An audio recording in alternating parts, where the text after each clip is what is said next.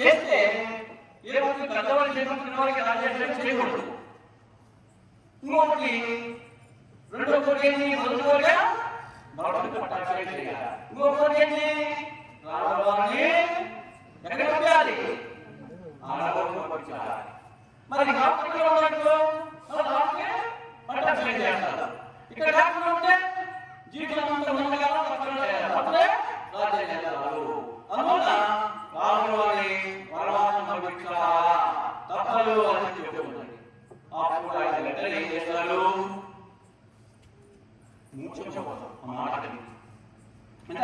లేదు సరే తప్పదు. ఇచ్చిన అప్పుడు కోరుకోలే. ఇప్పుడు కోరుతుంది. మనం ఇచ్చిన తర్వాత తీర్చడం రాజధర్మము. ఇప్పుడైతే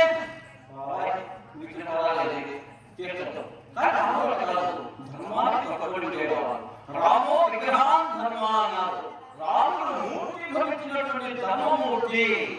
అందుకే ఆయన మన మధ్యలో పుట్టాడు. ఆయన వాస్తవంగా పరమాత్ముడే, కానీ మనుషుల మధ్యలో పుట్టాడు, మనుషుల మధ్యలో పెరిగాడు, మనుషుల మధ్యలో ఆయన చివరి మధ్యలో చేశాడు.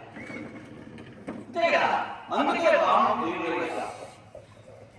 మన మధ్యలో ఉండబట్టే మన దేవుడే కదా. అందుకని ప్రపంచంలో కూడా ఇప్పుడు మన భారతదేశంలో ఇప్పుడు రాముడు వారు ఉంటుందా?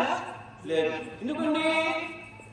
ఆయన నరుడు, మానవుడే, మానవులతో ఉన్నటువంటి దేవుడు.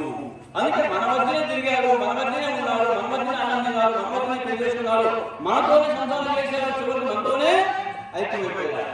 అందుకే ఆయన మన మధ్య ఉన్నారు కాబట్టి ప్రతి ఊరిలో కూడా